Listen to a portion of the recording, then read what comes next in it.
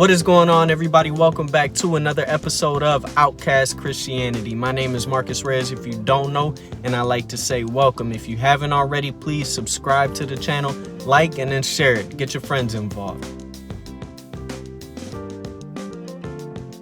What I want to do before I get into today's topic is I want to give a quick shout out to Chosen Vessels Apparel. They kind of hooked up the shirt, and you're going to be seeing a lot more of their clothes on the channel. You're actually going to see the CEO in one episode, so please go to cvapparel.com, check out the threads. I'll put a link in the description. Today's topic is Kanye West conversion true, and that's what everybody wants to know. And people are giving him a lot of flack for it because they're looking at him, they're looking at his past, and they're saying, yo, how can this be for real? How can Kanye West really be putting on these Sunday services? Is that something that's too hard for God, is what I want to ask those same people. Like, is that something that God can't do? Grab somebody that's on the same pedestal as Kanye West and use him for his glory? Because right now, that's what's being done. Kanye West is lifting up God in a manner that really nobody else has been able to in the last couple of centuries. And for him to be able to, in a sense, get Jesus's name to a lot of people who won't necessarily hear it that often is something that God is really looking for. But it's not the first time that God has done that.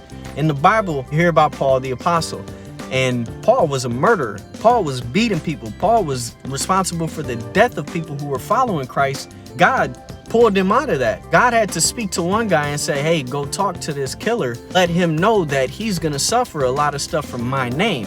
But Kanye West right now is being used to perpetuate the name of Jesus Christ on a platform that is unable to be reached by most modern Christian organizations. I would think the only other person that has sway over as many people as Kanye does is the Pope himself. I'm not comparing Kanye and the Pope in the sense of their religious life, whatever that may look like, but I am comparing them in the sense that they have sway over a great number of people.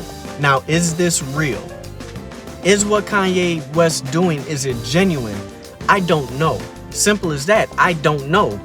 Who really knows outside of God and Kanye West? But am I going to be one to tear it down and stop what could be happening?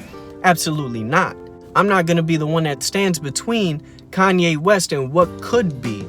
He's actually doing stuff to kind of change his lifestyle to fit the lifestyle of a Christian. He's even asking his wife, Kim Kardashian, to dress more modestly, to be less out there, if you will, because he does see that there is truth behind what is happening. And we need to see that as well. And in the same token, who are we to tell Kanye what he's doing isn't real? Who are we to tell Kanye what he's experiencing isn't real? Why? Because he's Kanye West and because he's had a lifestyle that says otherwise? And really, it's all familiarity.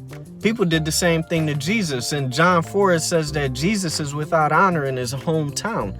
And that's because people are familiar with him. They didn't believe that he was a Messiah because they grew up with him. They're like, yo, he's the carpenter's kid. That's the same mindset that people have with Kanye West. They're like, bro, you're the same person that put out College Dropout. Like, how are you this Christian?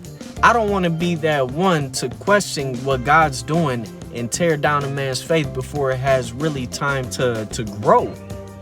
Before a tree grows, the seed has to be germinated in the dirt. Its roots have to take before it can grow. So why are we cutting Kanye off at his roots? We shouldn't be doing that. We really should be uplifting him. We really should be trying to get behind him, push him forward, and try and help him along his Christian journey, his journey of faith. We should be trying to help him. And I know a lot of y'all are like, okay, Kanye, we get it, but what does that have to do with this channel? Well, right now, Kanye is a true Christian outcast. He's taking all of his life experience, everything that he knows, and he's coupling that with what God is doing within his lifestyle, and he's expressing that in a manner that's comfortable to him. It's not something that he's going to stay in, but he's using that avenue right now to show everybody out here what God is doing in his life.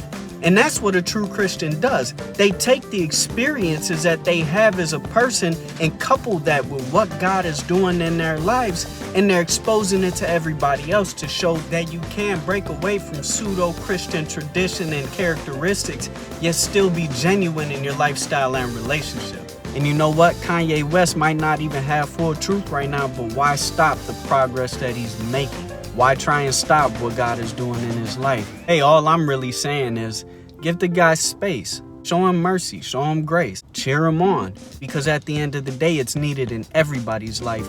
And he could just be at that point where he's realizing it. And this is the way that he's able to express it. He might just be waiting on that one person to fill in the gaps for him. But again, this is just my opinion. This is just what I'm seeing and what I've grown to understand and believe as a Christian. So that's really it. If you haven't already, ding ding, get the bell on. I need you to get the bell on so you can be alerted when these episodes come in. Subscribe to the channel if you haven't already. Give it a big thumbs up. View the video. Watch it all the way through. You might pick up on something that you missed. But until next time, much love. God bless. I'll see you guys later. Peace.